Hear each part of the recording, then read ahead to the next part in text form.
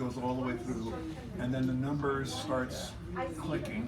Okay. And that way you know you're on, and then sometimes you want to adjust this, you hold the bass like that, or like that, or like this. There it is. All right. We got you on radio. All right, ladies and gentlemen. Yo, bo, bo. Mic is on. Hallelujah, ladies and gentlemen. Iron Lung is working again. Sign that Tony up. I got him. I got him.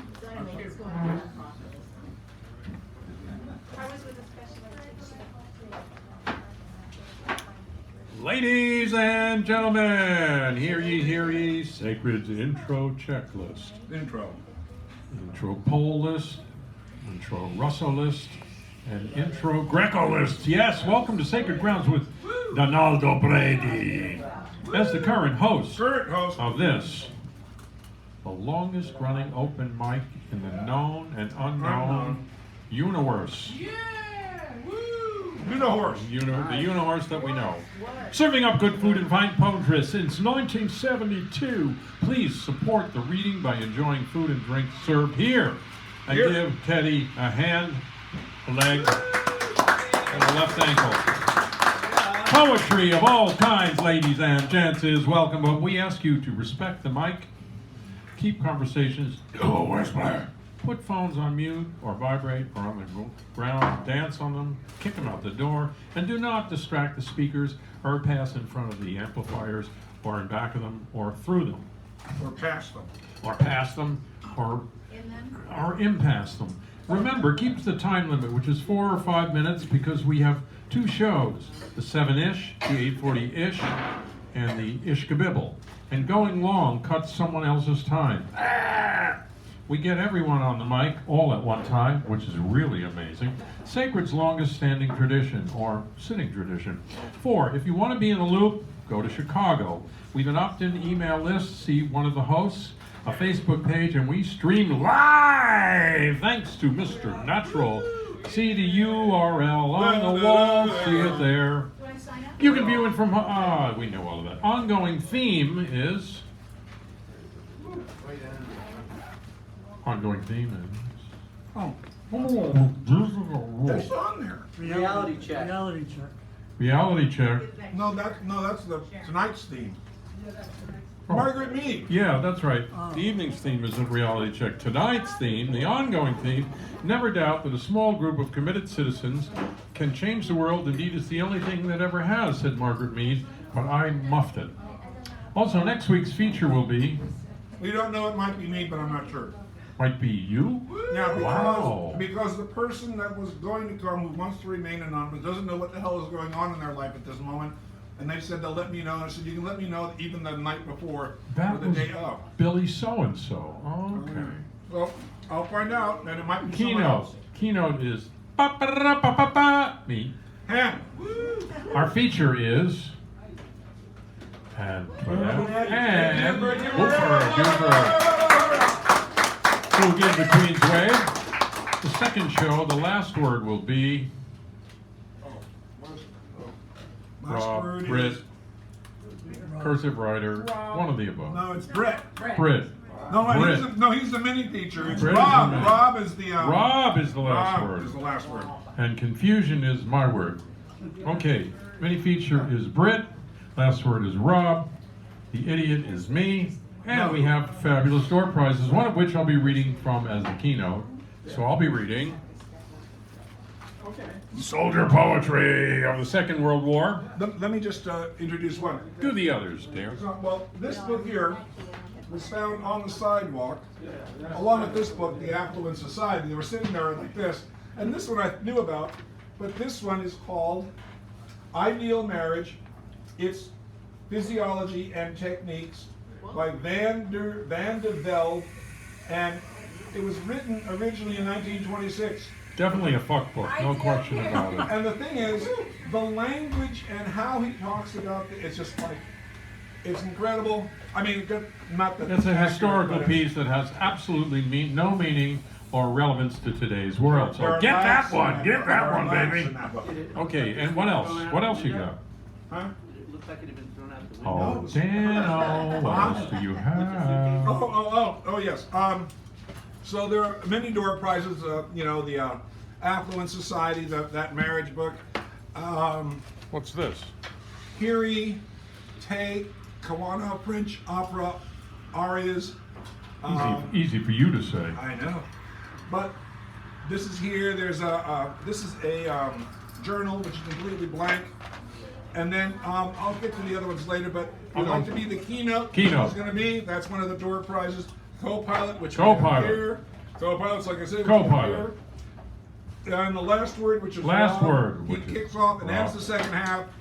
And then the mini feature, Which is Britt. Which is Britt, who comes in the middle of the second half with an 8-minute set. Be advised, although we record the evening, if an audience member wishes to do so, please ask permission. We will assume you've done so.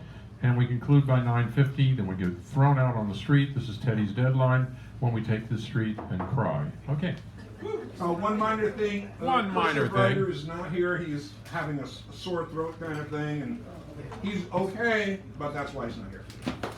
So, as a keynote, I'm going to launch, Launch. starting with Soldier Poetry of the Second World War, 3 shorties, and then a couple from African American quotations, even shorter. Aha. All right. Blame It on the Mud. These 3 are all from 1944. First 2 from Italy, the third one from Belgium. Blame it on the mud. If you're ever short an alibi and worried as the deuce, and get that awful feeling that your neck is in a noose, especially here in Italy, there is always an excuse. You can always put the blame upon the mud. You'll be feeling plumb disgusted and your head is bent with woe, while the weather, far from freezing, feels like 25 below. If the cooks have fed you bully beef for 3 meals in a row, you can always put the blame upon the mud. Okay. I like it.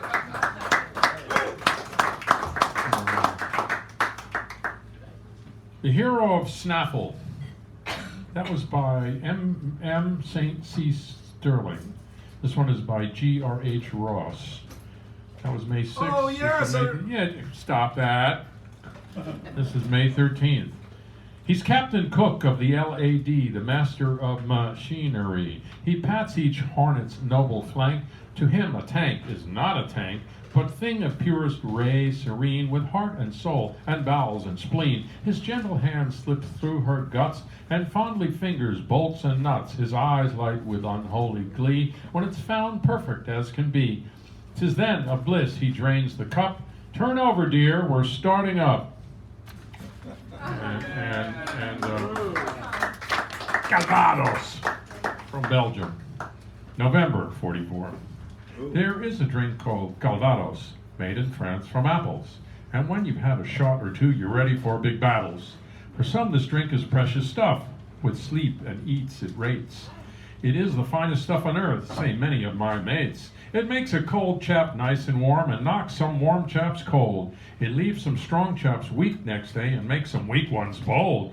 The Tommy likes his glass of beer, some Yanks their gin and cocktails, but ask a Canuck just what he'll have, and Calvados he wails.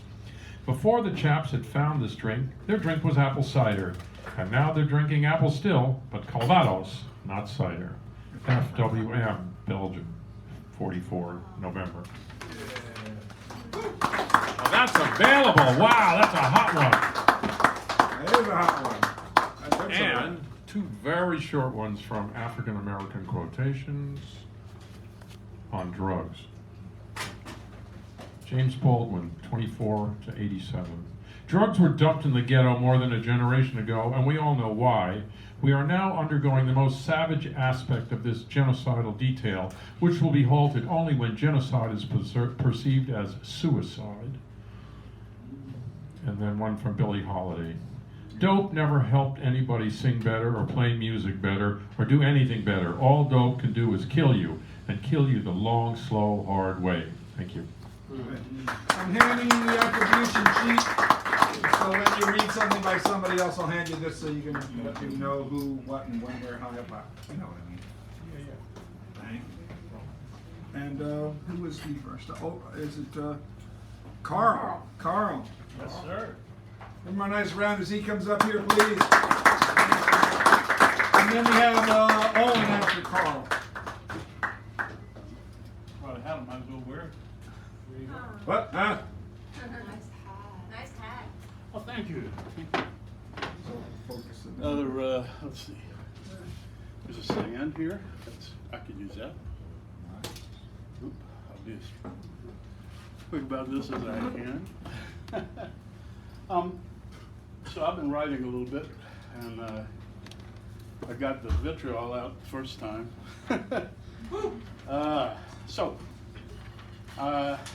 This is about a character in Get a this close to you. Dashiell Hammett novel called Maltese Falcon. I don't know if you're familiar with it, but if you are, or the movie, you may know of Floyd Thursby. Yeah. Anybody know Floyd? Gunman Thursby.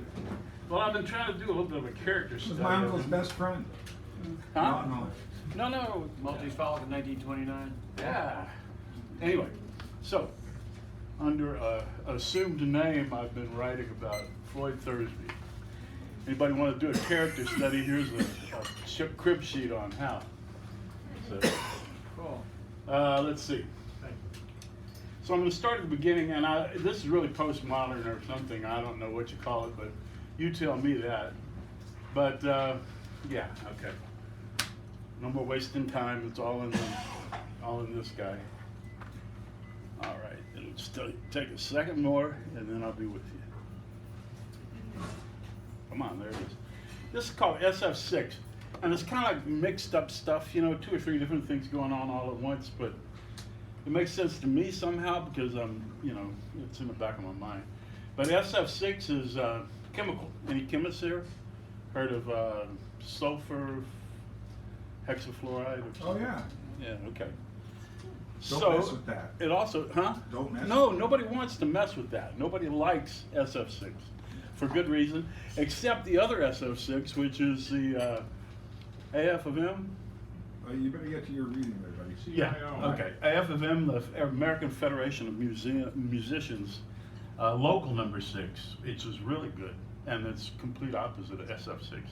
Anyway, so Dante and Virgil walking around hell. Dante says, "Virg, what's that smell?" Whew, SF6 and SO2. When Satan takes a shit, this is what you get. So my prologue goes like this. The key to gaseous diffusion is skimming the lighter U-235 hexafluoride off the top of the other isotopes by way of fluoridation of the ore and then concentration. When it was built in 1944, the 4-story K-25 gaseous diffusion plant was the world's largest building. In 1946, the plant became capable of producing highly enriched product. Fluorocarbon gases are generally greenhouse gases with global warming potentials 100 to 23,500 times that of carbon dioxide. SF6, having the highest global warming potential of any known substance, controlled public water supply. Fluoridation to fight tooth decay began in the 1940s and is now applied to water supplying 6% of the global population, including 2/3 of Americans. Review of the scholarly literature in 2000 and 2007 associated with water fluoridation with a significant reduction in tooth decay in children. Despite such endorsements, the evidence of no adverse effects other than mostly benign dental fluorosis, opposition still exists on ethical and safety grounds. The benefits of fluoridation have lessened, possibly due to other groups, other fluoride sources. I can't read my own stuff sometimes, but are still measurable in low-income groups. Sodium monofluorophosphate and sometimes sodium or tin fluoride are often found in fluoride toothpastes first introduced in the U.S. in 1955 and now ubiquitous in developed countries alongside fluoridated mouthwashes, gels, foams, and varnishes. And that's all quotes from Wikipedia. So I don't know if you believe them or not, but anyway. If you want to remain undetected in the manufacture of your product, You have to do something with the resulting chemicals used as catalysts in the process. Wide dispersal is one of the best methods of diluting the pollutants. Chapter 1 goes like this, and tell me when to stop, I'm ready. But from a documentary film called The Devil We Know, Mr. Evers says, we heard that very early on in the production of Teflon products, there was a manufacturer up in the Midwest who called us and said, we want you to come over here and look at this. We're heating up this Teflon, and we heard this pounding noise on the roof. It sounded like a hailstorm. It was a flock of birds. As they were flying over where the vent was, they just dropped out of the sky. So anyway, yeah, isn't that heartbreaking? I had 2 parakeets, and they were great little birds. And well, it's another story, but it's in here. I'll get to it right now, actually. Local Sikh were playing at the speakeasy downstairs on the little stage, barely large enough to hold them. The group, made from players of San Francisco's AF of M, is the hottest thing since Hellfire. They were hot mic'd and one overhead omnidirectional for recording and fill, always an acoustic program at Thursby's joint. That's Floyd Thursby's joint. Floyd and Corinne were in the back rolling up stock between episodes of busking out front. Upstairs, parakeets were dying. Vic the chick had called, but ran a bit late, so the Teflon lined pot used to make tea boiled out, and when I arrived back at 4:04, the birds were both found at the bottom of the cage, briefly flapping away their lives in a budgie swan song and dance. Dash wanted to keep things simple, so he handed Mel a small black Ziploc with a grassroots doobie inside. As he put her in the back seat of the cab, he said, poke and post, mumbling, she'll be busy the rest of the day. Muggles was on his way out the door with a frozen muff in a brown paper bag in his left hand and a copy of The Black Mass tucked under his right arm. He passed Cleo Del Rio and Charlie Peirce on their way in. Hey, have you seen Mel Pomedy Christian? Cleo aimed a thumb at Jimmy's cab. All the liquor in the joint had bird names on their labels. Falcon Beer from Potrero Hill, Redbird, Whitebird, and Starling Wines from Napa, Griffin Gin, Blackbird Brandy, Wildbird Whiskey, even Cormorant Cognac, and Emperor Penguin Absinthe. Miniatures. Treasure Island. I'm done? Yeah, time. You're way overdone, Carl. That's all right, that's all right. You know, I get lost in my own stuff, but Listen to the beat. Listen to the beat, my man. But I like the thing about the Teflon. I didn't know Yeah, about that processing part. well, there's Dark Waters you got to see, and The Devil We Know is really the definitive one. All right. Woo! All right. Thank you so much. And Owen and then Rev. more episodes for next week. More episodes to follow. Thank you so much. Which person is Rev? Oh, okay, all right. And is this your first time here? Okay, all right. You here recently? Okay, so sometime. 6 months ago. So. Oh, okay, all right, okay. Because we do a thing when someone's new and I can't remember. Do you want the microphone here? Is that where you want it? No, it can be moved over a little bit. I moved it because he was. Leave the height. Around the separate. Tell me where it's good.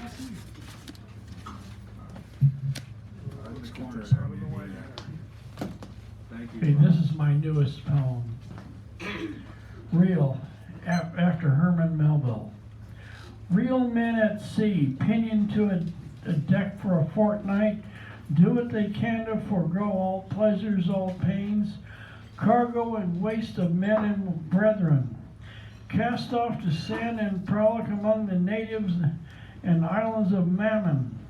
Creative and sure of frolic and fun, hopping from island to island, often in the days of free verse, not the roars of rhyme and reason.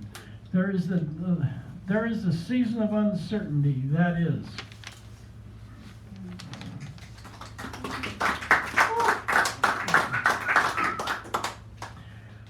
ciphers, bizarre interludes sustaining wealth, society intervening, plotting, stealth and circumstances, and intervening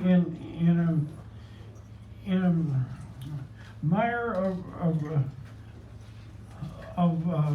rotundas and castles, spires and cathedrals sustaining their interest. Where, why, and where's some mark can I go to please the toil and trough? Enough. Seize the day. Carpe diem in the woods and streams of free verse, broken from the dams of rhyme and quatrains of spirit.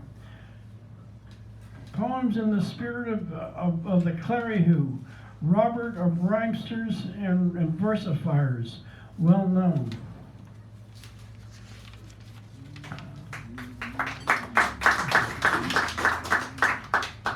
Caution, after F. Scott Fitzgerald.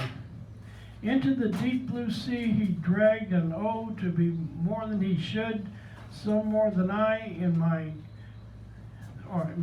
could score again and again in the birth of a nation in girth and width. Give me more than I and thou could have. The sky was blue and now it is now gray, going back and forth to and fro. Sick and well, weak and strong. Life goes on and we hope for the best. Stay away from the worst they can give.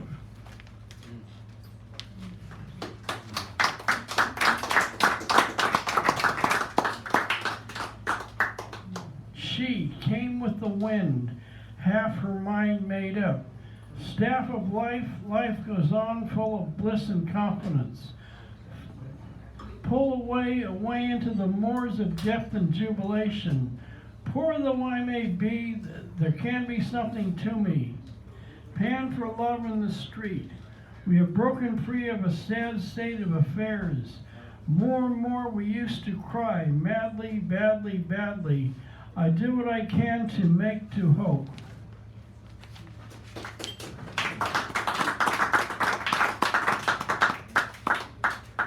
Bursting through the fiber of onslaught, the first shove of winter came about like a digging.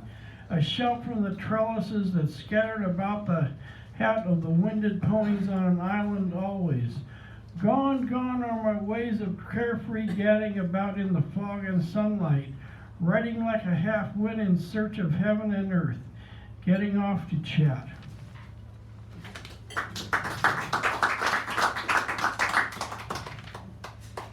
Deer park along the tail of night, illumined pale moonlight, ignored as a Valhalla desired. Allah, Allah, sent Aunt Janie at a Christmas party. I batted tail, one of 3 kids, got myself a bid for the prom, got $5 from relatives, put on and hoof all about town, more than enough in those carefree days. School and church held their own against rock and roll, just to dance. 10 seconds. Skinny, after Ferlinghetti. Skinny dipping into cold water in the U.S., what the matter? 15 degrees above freezing in Rydell water, beloved by Wordsworth. Cradle and spoon, this is what we get for ourselves. We see beauty ensconced by ice cold as we are here with the old and sometimes the new, breaking the quiet of rhyme into the importance and noise of free verse. Spontaneous prose, Ferlinghetti imitating Kerouac, cheering Jack on, 51 years later. All right, thank you all. Thank you very much.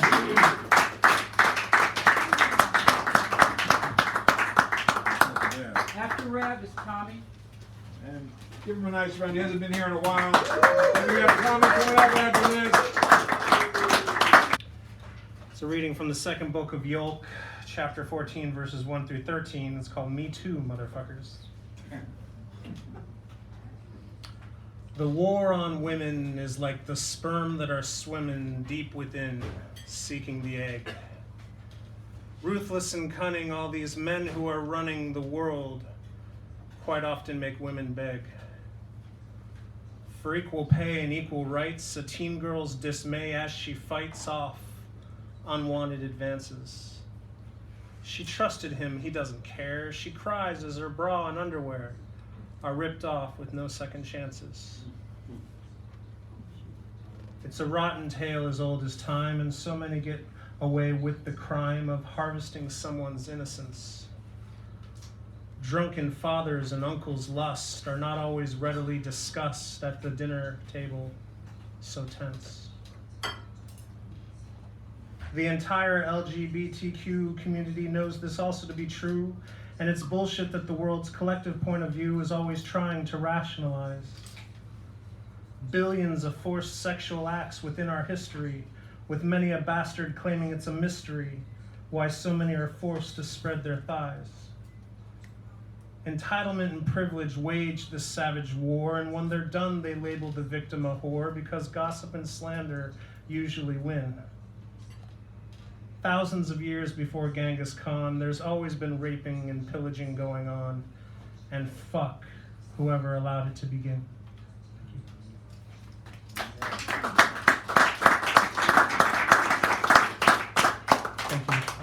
I've tried to write lighter stuff.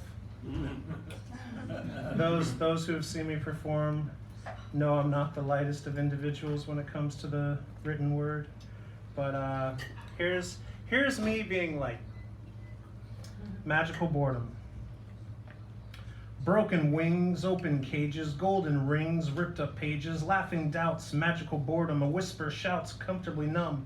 Healing darkness, forgiveness stalks, love's own witness, all silence talks, never-ending stories, starlight fading out, war within a species, what's that all about? Uncooked masterpiece, funky thoughts shaved clean, birth will never cease, you know what I mean. What's the meaning of their life? Family seeds. Dance on microscopes.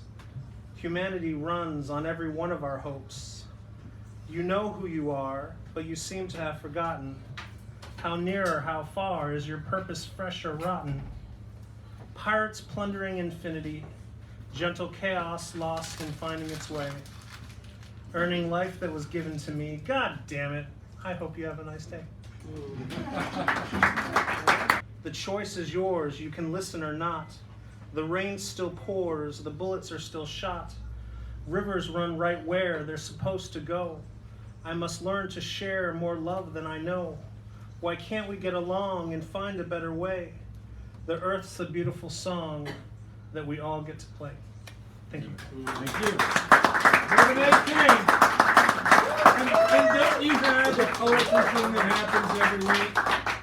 I used to have scandalous things going on, but they're no longer going on. So that's good about that. Thank you. And this is Tommy Agricole Mega. Tommy is Wendy. And Tommy after Wendy, you're here after Tommy. Okay. Hi, Tommy. Hi! Say hello to him. Come on. Actually, I'm not high yet. Oh. That comes later. To the theme. I gave him a reality check, but he never cashed it. He gives the State of the Union, more like disunion, with his usual drunken incoherence.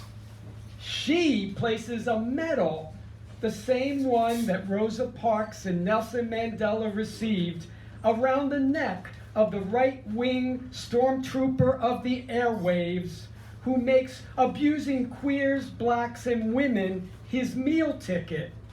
This is another of her be best moments in a national spotlight that cringes when she steps into it. She doesn't really care, of course. The latest episode of a toxic reality show that is poisoning what's left of this crumbling nation. I hear it. I stopped, this is a little lighter. I stopped to talk to the painter in the park, dabbing green on a tree on his canvas. Two guys on a bench are passing a joint back and forth. A dog wanders by, circling us. A man sifts noisily use of shadow. Neither one of us acknowledges that we met at a party in the hate. Stoned, we went back to his place. No invitation to see his etchings this time. I wave goodbye and walk off. True story, true story. You know I'm blushing, true story. A Connecticut man was glad to be arrested for shoplifting, begged the cops and the judge to put him in jail because he was homeless and it was cold out. They were happy to oblige him. Justice truly is blind. And I'm going to end on this. They're still in cages. Children, babies, ripped from their parents. They're still cold and hungry, broken-hearted, angry, still getting sick, dying, and we go on about our lives, not thinking of them. What will it take to get us into the streets in the millions, to build a wall of human bodies around the camps until the kids are freed, reunited with their families, until those who caged them are made to answer for their crimes, the crimes they can get away with as long as we are silent. Thank you.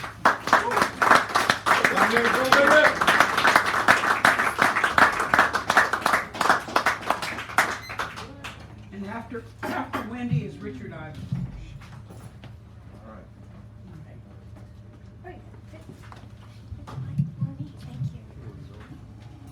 Hi, everyone. Hello. Oh, so nice to be here. I wore my tourist shirt. I love San Francisco. We pretended we were tourists one day 3 years ago. Tourists or tourists? Tourists. Not the astrological sign. Right, yes. That could be like a tourist is a tourist. I want to start with a few quotes from L.R. Knost, spelled K-N-O-S-T. This is the one to start with. Do not be dismayed by the brokenness of the world. All things break, and all things can be mended, not with time, as they say, but with intention. So go, love intentionally, extravagantly, unconditionally. The broken world waits in darkness for the light that is you.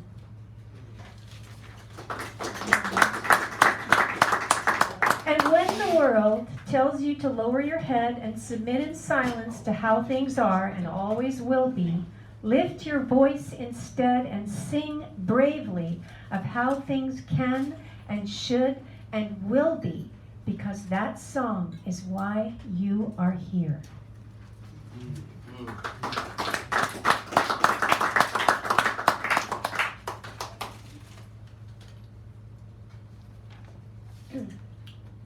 I wrote this poem once in the middle of the night when I woke up. In the middle of the night, I awaken, hear my breath, feel my muscles moving, stretching, finding a new comfortableness. I remember the two worlds. I am here, and I am that. The years of exploring have grabbed hold of me, especially last night's magical journey. I have always wanted to open, spacious, to dwell in the deep, profoundly touched.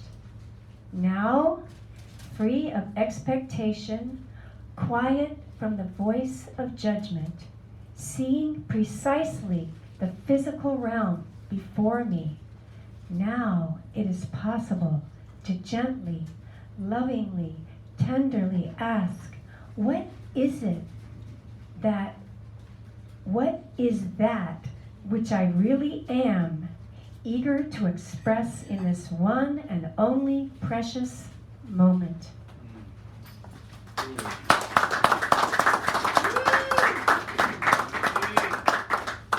How much time? You have 2.5 minutes. Oh. This is a metaphysical kind of poem. From fear to faith I walk and find how thin the veil, how brief the thought that slips from one to two and sees the other looking different, though not apart. The calling out fathomless mystery bears not a threat of separation, for all is in all and moves through each thing. The one unfolds the many for some great purpose, not to know so much as to be.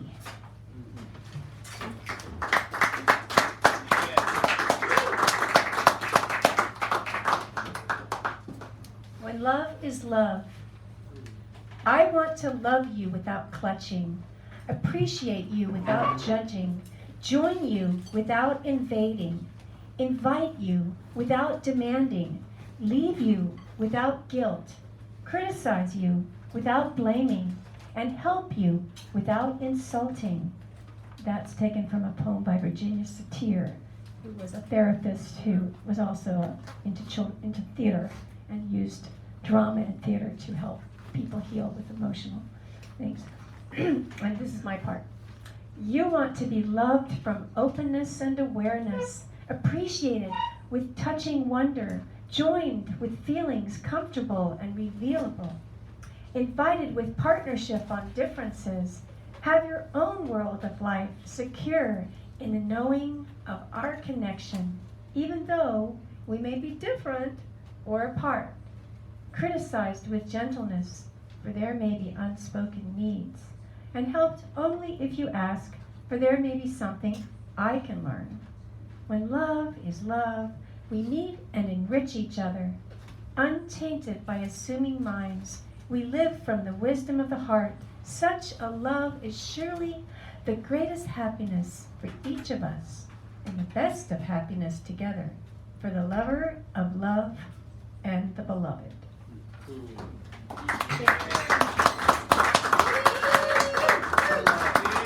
Wendy Walters.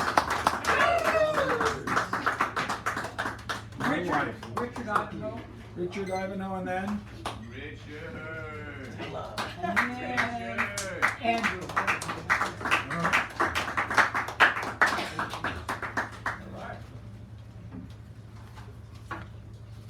Be wondrous, Richard. So,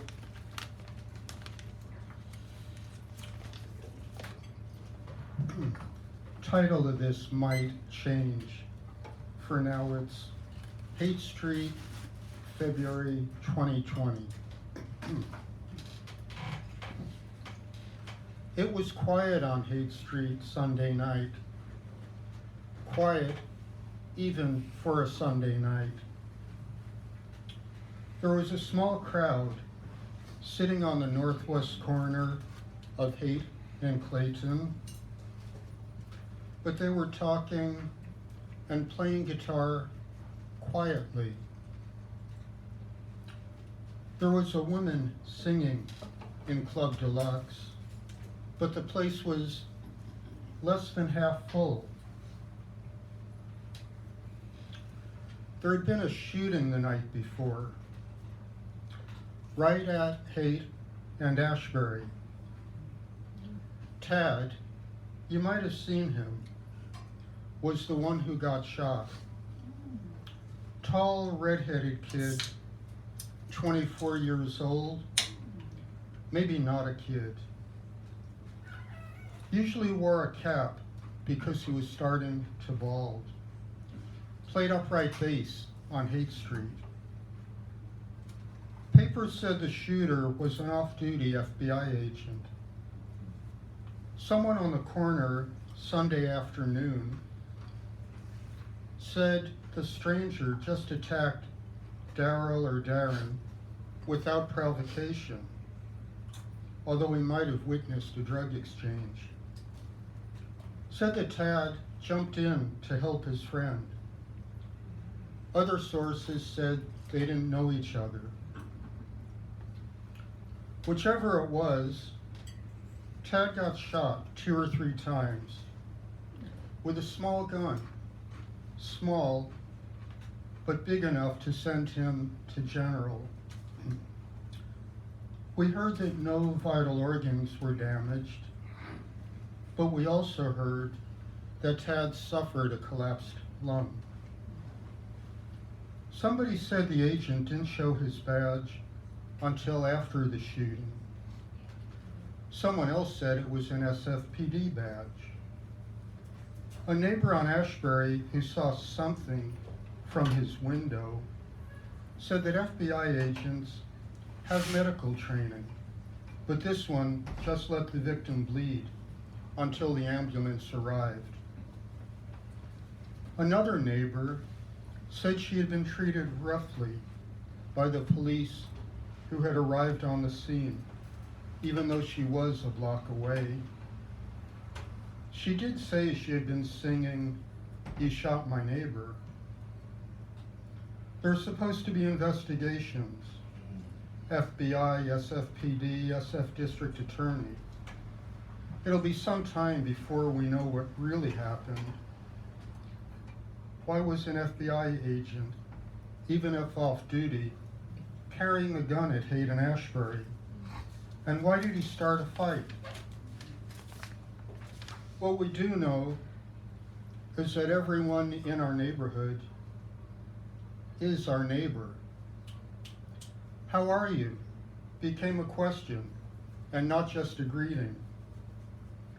On a smaller, a more local scale, it felt like the days after the earthquake. In some strange way, we recovered a piece of our humanity.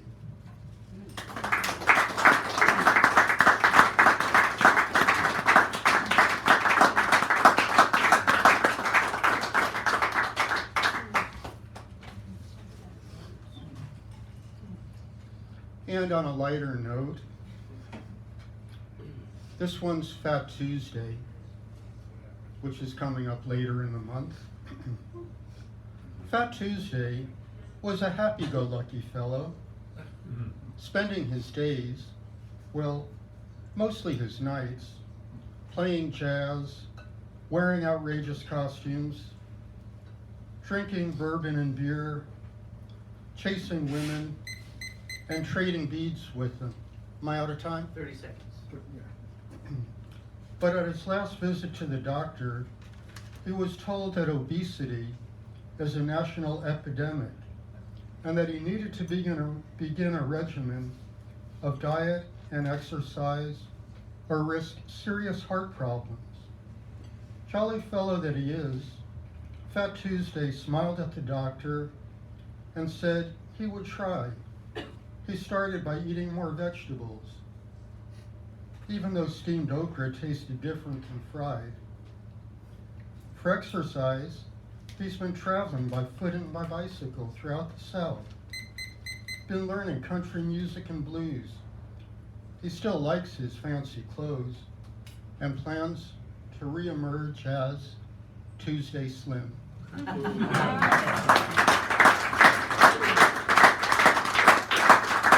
Richard, line up. Andrew?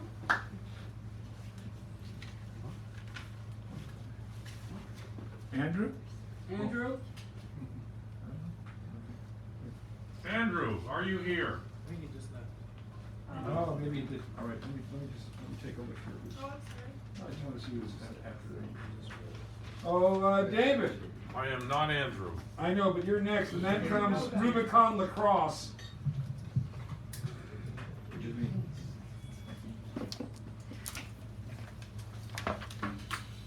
Reality. Check. A, I, A1, a hole, a black hole. Consider the image a flicker eating ants. Ad revenue, ad nauseum, Super Bowl, super bore, super whore, visual speed cuts. Batter the brain into submission. Consummate consumer, branding iron burns diamond dust into flesh. Buy and buy. When the time is not ripe, bird eats its young. Landfill, Metallica, thrash the trash. Homeless mushrooms, lack the green genes. No moolah mule, hitch your wagon to a scar. Fester, Uncle Fester, Adam's Family. We are first on our block to feature a ghoul in the Wide House. Simulation, stimulation, simulation, stimulation. The lobby is a revolving door. The lobby is a revolving door. Pip, pip, pip, pip, pump, pump, pump, pump.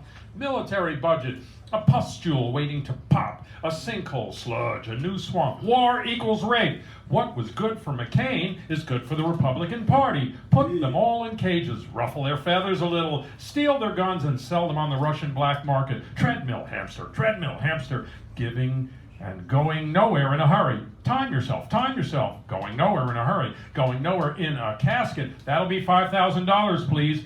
Would you like those ashes creamed or buried? Your server will be with you in a minute. Your server will be in and out. The doors are closing. Please stand clear of the doors. I'm sorry. Your cubicle no longer exists. It has been cleared permanently to create a new crematorium somewhere over Yemen.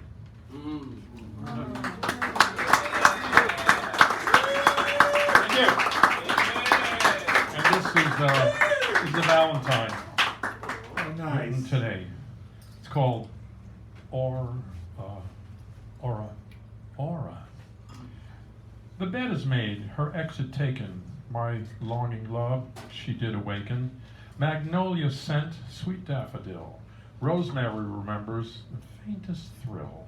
Hint of a woman, scent of a man, mingled together to bridge the span. We met in the middle, fit as a fiddle. Cello and bass can never replace, cannot reposition this metaphysician. That doctor of love, my hand in your glove. Aroma above and beyond recognition. This one's for Ellen Hoffman, a wonderful pianist and leader, original leader of my chorus. She had a little back problem, which, anyhow. Her back was screaming finish. She played F sharp diminished. Feeling younger, growing older, then she fractured her left shoulder. She told me that yesterday and said, write a poem about that. I fractured my shoulder, so that was for her. How much time? 2 minutes. Ooh, all right.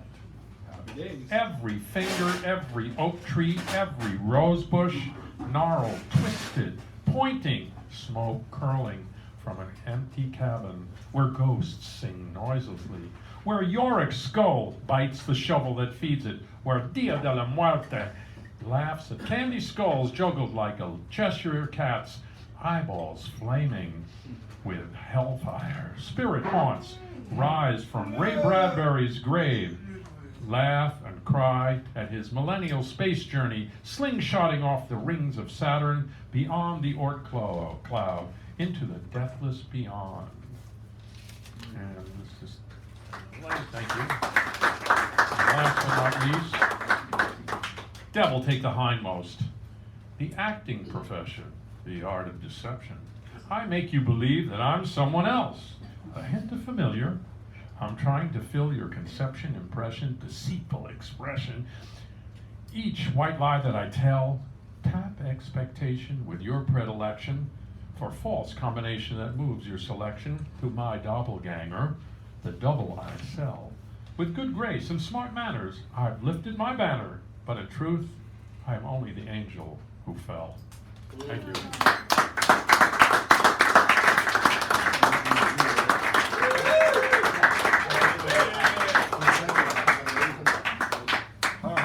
He said, and accent's wild. Dan Brady. Yes, me. Sorry about that. Floyd Thursday. There's a paper up here. Probably yours. All right. Am I good? Yeah. Am I good? Am I blue? Am I blue? No. So these are all shorts and they relate to the theme of reality check. Sorry. And this one, written a few years ago, actually is topical. Time will tell. I dreamed today. It seems it was just an eye blink, but then again, all therein were this world, all it holds, and its philosophies. So I looked to the sky, peering to see what's up in the air, wondering just what does it bear. This sad globe, its people and their history are waning fast. What's to do that's not destined to be buried by our earth at last? And what's in the air? I look up wondering, what does it bear? Why keep on looking toward horizons over which we'll never fly? Our sad ghosts fade, no power on earth can extend their living lie. And what has the wind? Can you tell what's born on the air? We wear away, tasting not a single tear the earth sheds, it's true, and then we'll pass with the lesson of extinction as our lonely dew. Ask what has the wind, what takes away its breath and leaves no legacy. So we stand upon silent beaches with no sound to see. And what does it bear? Surely something is born on the air.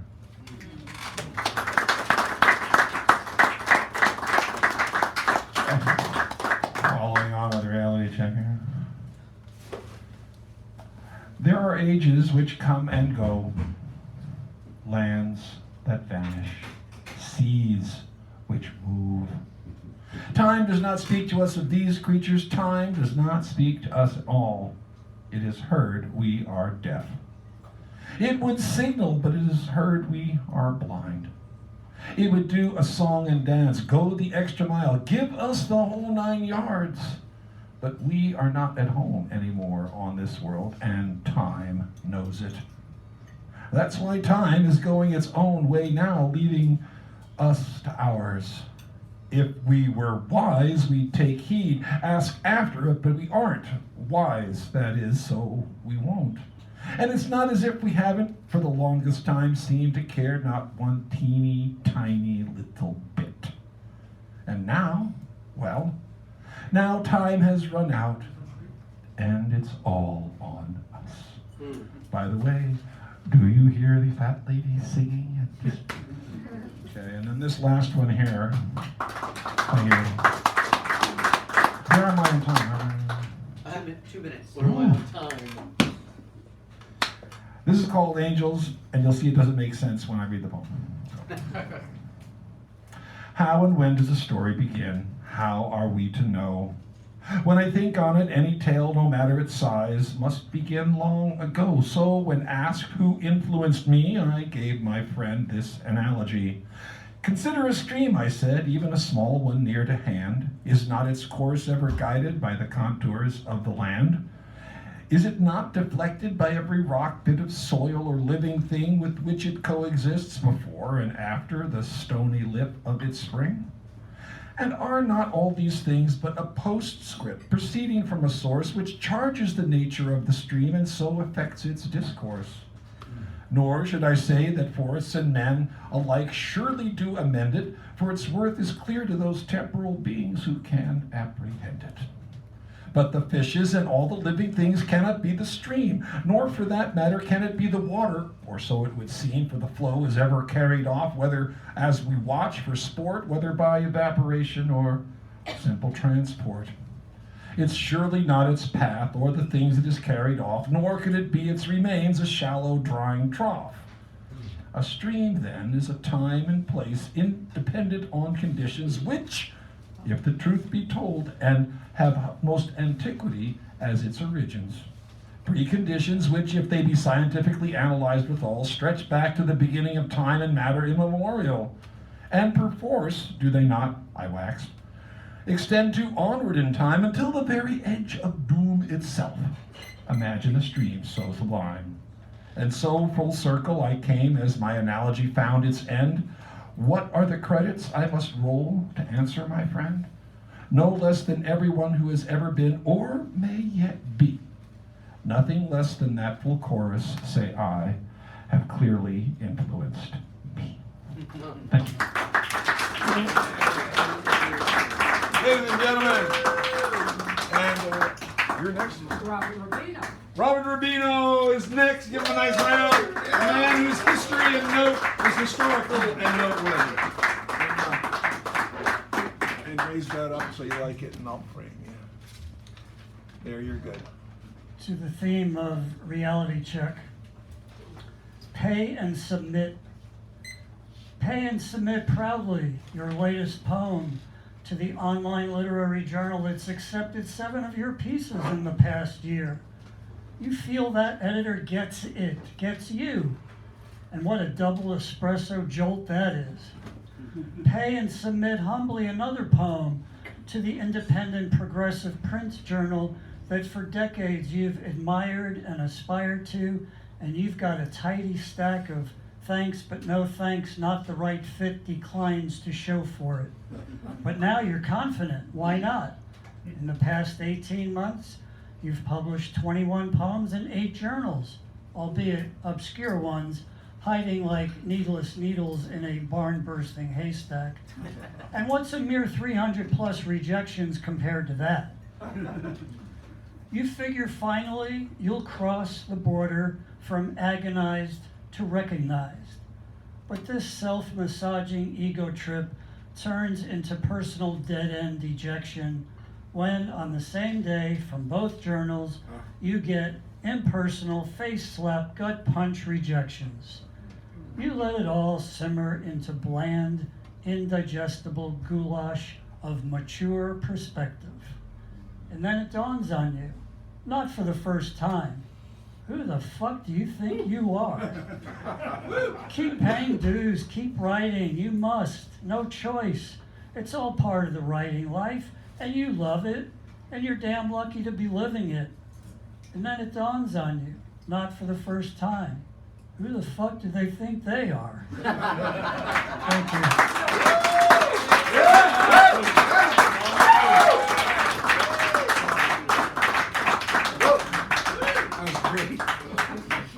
In there. Oh, okay. All right. Hey, Dan. Yes? What? What was your timing with 2? They're going to go for a 20 minutes, so we'll just have it go up, and it'll work. Get 10 or is it just They're going to go back and forth up here. do I need to time it or not? Yeah, just have it go up, and they're going to be fine. That's how the features, that they just go up, and then when it gets near 20, like that. Okay. I usually don't beep on a feature. I usually try to. Yeah. All right. Well, wait a minute, Buford. There, I'm looking in the eye. I love this because you get to pour compliments on people.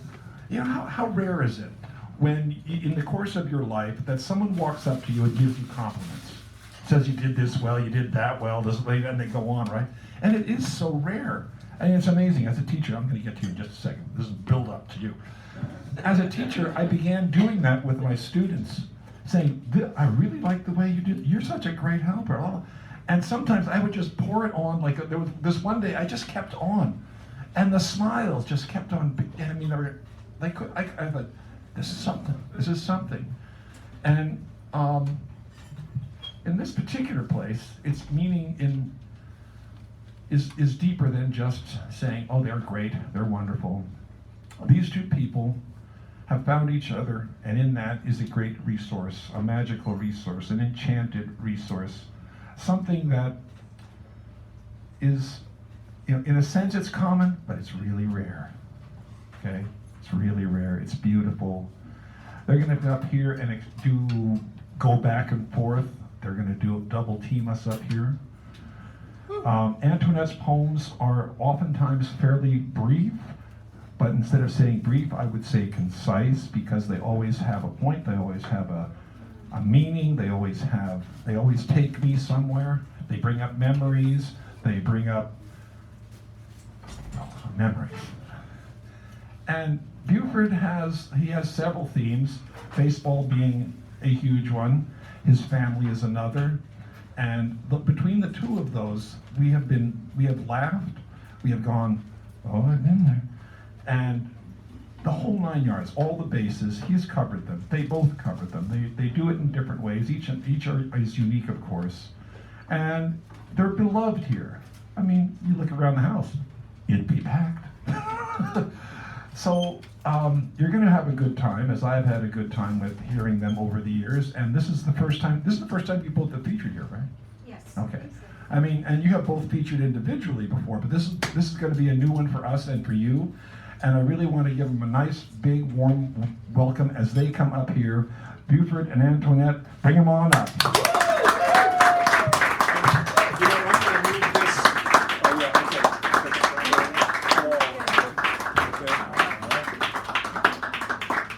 That was lovely. Thank you, Dan. Thank you. Okay. Can you stand here too? Oh, okay. We can practice this. Yeah, we can practice this part. We're going to go back and forth, so I'll start. Some of our poems are personal and some of them are global, and we'll just go for it here. Dear who you really are, and somewhere clamoring under the moon, leaping, falling, calling each other over a log on the path, rollicking the darkness until there is nothing for the universe but silence, presence. Your lips, a bed and home. Good night, my silky traveling love, till I find you echoing meadow and these frogs beginning.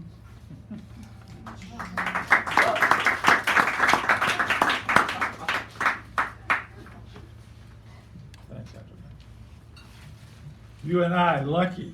You and your job where you work at home with lots of time off from teaching part-time for me. And then in your pretty apart condo.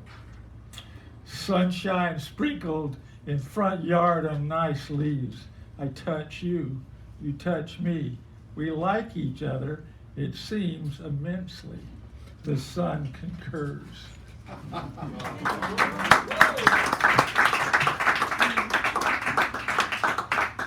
Chance meeting, timing is everything. Uncontrolled kismet rules, little neighbor boy appears just in time to plaster Halloween decorations on brick walls. Came home to find you wishing for me every night for 20 years. Paths crossed to culminate native San Franciscan Southern state transplant. Hearts figure it out, as predictable as economic downfall in recession-proof Bay Area real estate.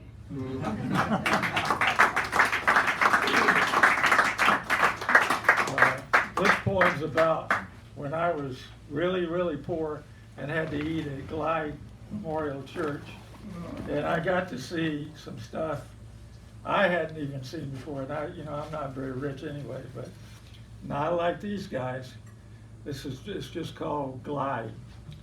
The beginnings of perhaps end of emphysema, standing in line for food, a gruff cough accompanying a gruff life, Riviera Hotel, daily, weekly, color TV, close to the corner of Ellis, garbage truck with an impossible job, keeping the sidewalks almost clean, an Irish accent, a red and black shawl, keeping a head warm at 8 a.m. on a Saturday. Not quite to the corner, stomachs growling, groceries, liquor, beer, wine, a sign noting that nobody in this line can afford except at the first of the month, perhaps. Ellis and Jones repavement in the middle of the street. Man lying with his head underneath his wheelchair on Ellis, a half block above Glide. Food and some religious salvation of the depressed, ravaged tenderloin.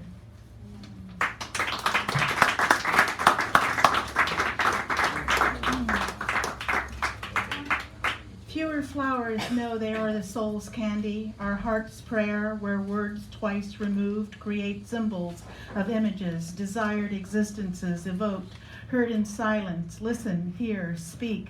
The way city streets always have passers, those just passing through. Our thoughts, our passers, creative presence, unaware of what we're doing or how to do it, floundering through it all.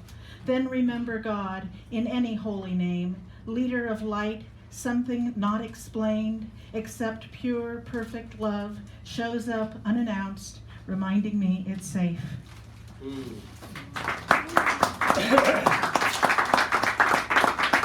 Substance. You and I have substance. High IQs, working class values. Nobody pushes us around without us at least being pissed off about it. You want what you want. So do I, and mostly we get a form of it. Give me everything, we say, and only settle for something close to it. We work with kids well and sell real estate eloquently. Love poetry like a close native. We hug each other hard with a certain softness.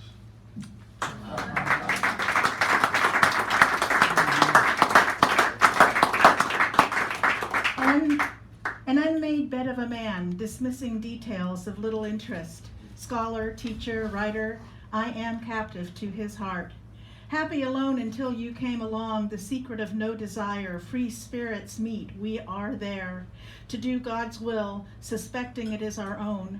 Hold on to love in the midst of world's inequities, faced with formidable force, gales push back, wild hair flies looking out over Mediterranean waves.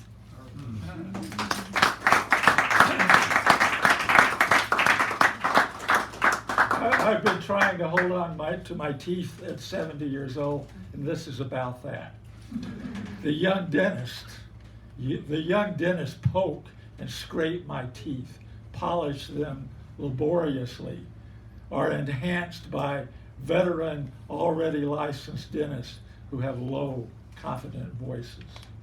Underneath enough candor wattage to light a ballpark, they are sincere. They have to be, not to hurt patients, I guess. The students anywhere from a little to a lot overwhelmed put suction tubes in my mouth, and at the end, things feel pretty good. They know what they are doing most of the time, seem easily intimidated by the supervising dentist.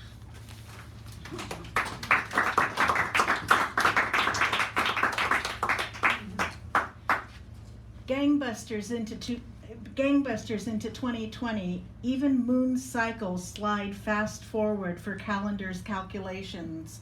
Sunrise, sunset, seasonal bliss through wind like God's breath. Rain washes so pollutants disperse. Sparkling seas glisten under sun's warm embrace. Thread of worldwide connectivity, similar experiences to waking each new day like everyone's only life, longing for individual heart beating. Moonlight reveals path, we follow into the light.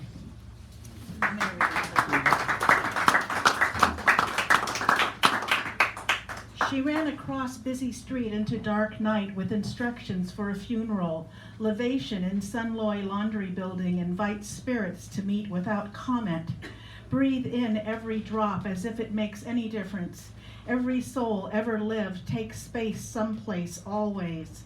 Aristotle's lungs took this air before Pinksted. Being across oceans means nothing save for time pulled long without end, one moon under one sun somewhere. Strangers no longer eating paella in Main Square. Colombian tells of cold nights where tortured ghosts sit steps away at the bar, old laughter left behind. Colors Croatian prisms in dark dust swirls. Hermitage at top of mountain holds wide lens view.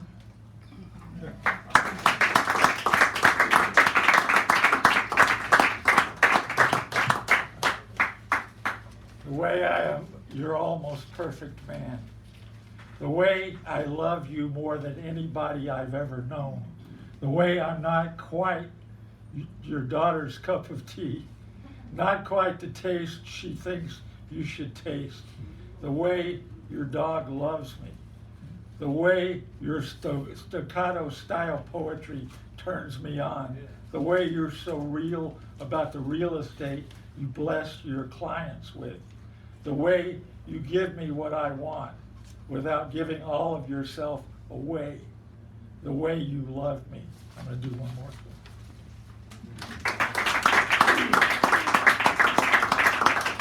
Money, love, and poetry.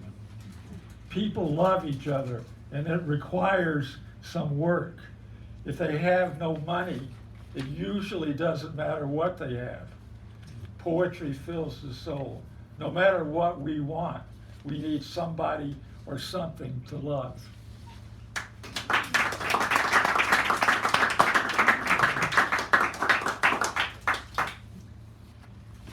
This one's a little long. Vivid monsters emerge from river's edge, composed of 90% water held together by wet threads. Zombies walk with survivors while ruler antagonists devise storm-worthy agendas to displace anyone without arbitrary levels of acceptable wealth. First to leave, tent cities under freeways fold themselves into small squares kept in municipalities' wallet, economic fallout. A man comes out of Precipice Lake, last seen wearing a MAGA hat and blue jeans, listens for sirens' call to murder addicted monsters aligned with Messenger. He's told to take up arms, weapons of choice rain down like manna, AK-47's heavy metal breaking bone without fire, bludgeoned skulls, broken rifles fall useless, society stirs. Families flee in foggy nights, tenuous dangers collide coastlines, rising water drowned overboard. Asylum seekers fall from crowded skiffs, capsized to ocean floor, unfulfilled futures frozen. Quakes rumble desert sand, create landmass, islands, polars marooned in Arctic tundras, weary and confused. Oblivious, wide divide, income inequality, some wake to treadmill with no hope, affluence lives in fear of loss. Perceived as crucial to governance, entrusted with power, rulers lie, cheat, torment, kill, declare with pounding fists superiority exists. Love thy neighbor carries memo of peace, God gifted, accepted, then gifted again, abundance preached, scarcity forgiven. Woman draped in seaweed rises from Skeleton Lake, frozen pond 1,600 feet above sea level. On warm days, hundreds of human bones emerge, crawling out through rock slides and ice. Fragmented humanity collected, then petrified. Make amends, offers apologies, pray, chant, go to therapy. History unchanged, memories give guidance as inclusion snowballs big as harvest moon.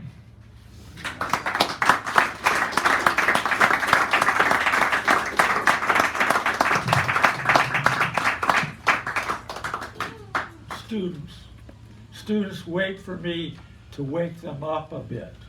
Some will never wake, the sleepiness because of their autism.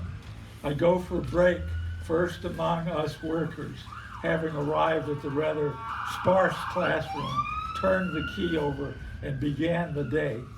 There's a short, stocky boy, a student who has Down syndrome, a tall, heavy girl who shakes her hand frequently, a tall boy and his speech-challenged girlfriend with his speech impediment, having just had a haircut with partially white wall sides. And my two especially assigned students, a boy who doesn't talk but grunts occasionally, and a boy sitting on the floor rather than the blue sofa where he usually sits with his girlfriend. She has Down syndrome, faithfully occupies the seat beside him. This is the small yet lively class where I spend my days from 8 a.m. to 2:30 p.m. in the afternoon. It's a tiring yet fascinating gig.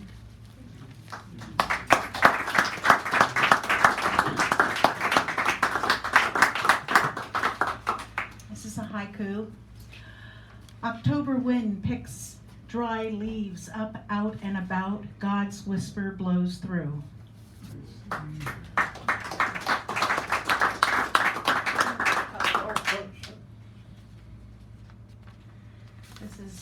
This This is about Buford's brother.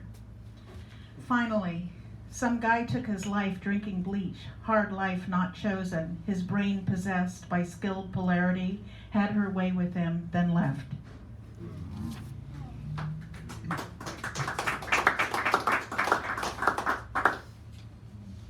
And this is about my beautiful daughter. She's singing right over there. In an entirely uncharacteristic move, she lifted both arms, waving the pilot south to the jungle. Knock-kneed, flabbergasted dancers rotate outward, stretch to giant snail shape huddle, gaze up, squint, point, direct, pinch, punch, fall over, applause, break a leg, downturn, smile. It's not as easy as it looks.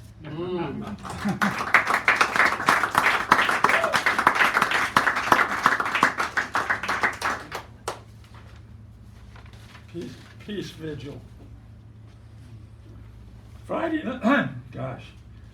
night holding signs protesting the need for world domination, warmonger following peaceful president who tried to clean up Republican thugs, current thug.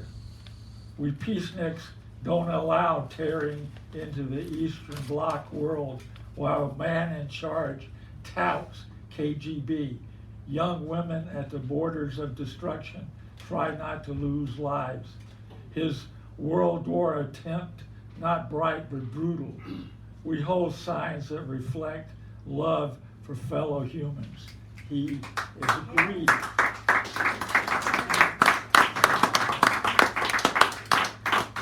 You out of town, blown away by New York heat, you do your usual power walk in 30-degree warmer weather. I hold on tight to dog fur harnessed by life. Your sensuality and your daughter's anything but toned down power dancing leave me and my musings about poetry in a different quadrant. You dance away to the apple with her and your wonderful little grandson, Sonny.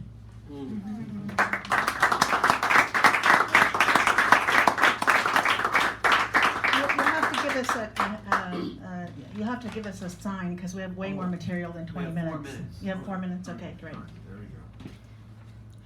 Opening night to meet mappers, foremost antiquarians, collectors, before weekend crowds douse thousands of maps in kerosene blazed at the top of a hat, burnt raw, then blackened ash, pack the best tools, including hope and desire, clay carved from destiny, formed before wanderers could look back.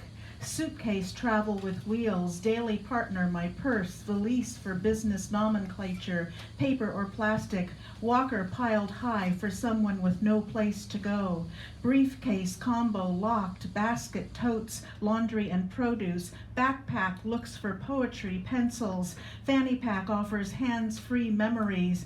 When fear's baggage is too great, we cannot afford the weight.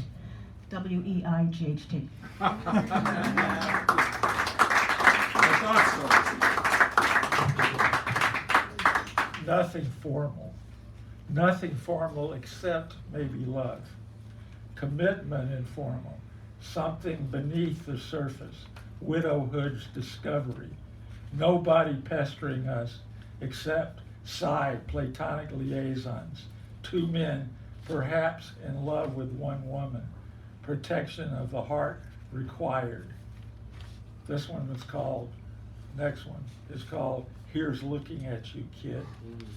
Bogart to the call. Lovely young lover matured, all the old photos of you too ancient. I like the current version, literary, adventurous. Famous writers, none with the beauty and talent of you.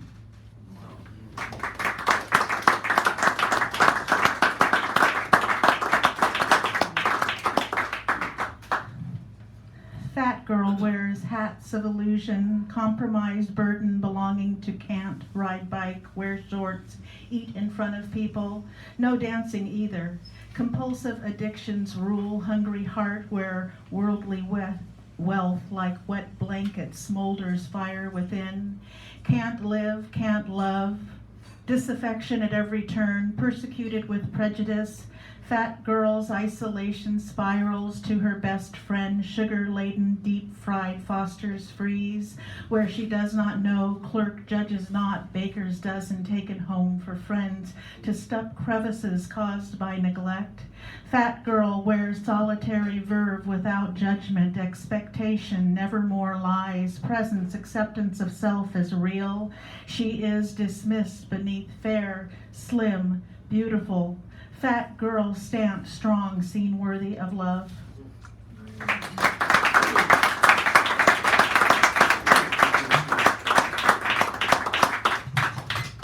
Book-conscious baseball life. Practical girlfriend telling it like it is. Baseball, everyday giants are in town, except when work precludes it. Sitting on her sofa, writing and drinking coffee. Scribbling out my life. Operation probably necessary. School year ended. Rested as much as I can be. Life so full, especially of change.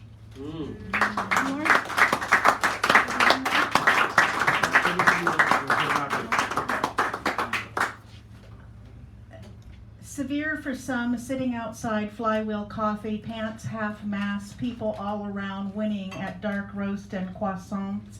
He catches my eye just a second, sadness fills in despair. He's taking a shit in the middle of the day in full view. I am going comfortably, historic handshake that took him out, his long walk off, dancing in darkness, one way to embrace love through space with no control. I am not his happiness. Yet perilous slopes we wander while we put the book down. We do this life.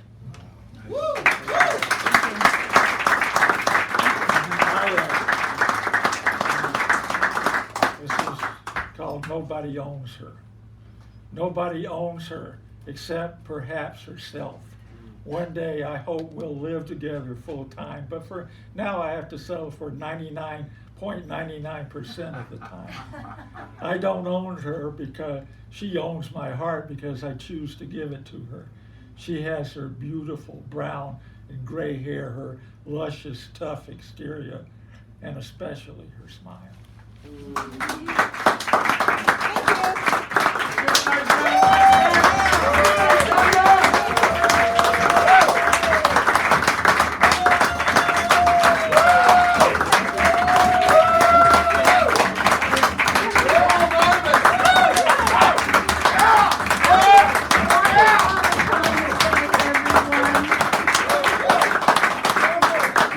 Thanks, everybody.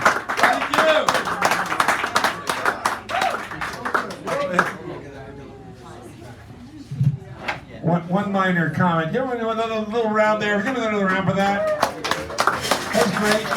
And if you don't put a book out together, I think we ought to put a book out there together. All right, so we're going to take a little bit of a break. Schmooze or you lose. I'm sorry about that. All right, so what you do is hit the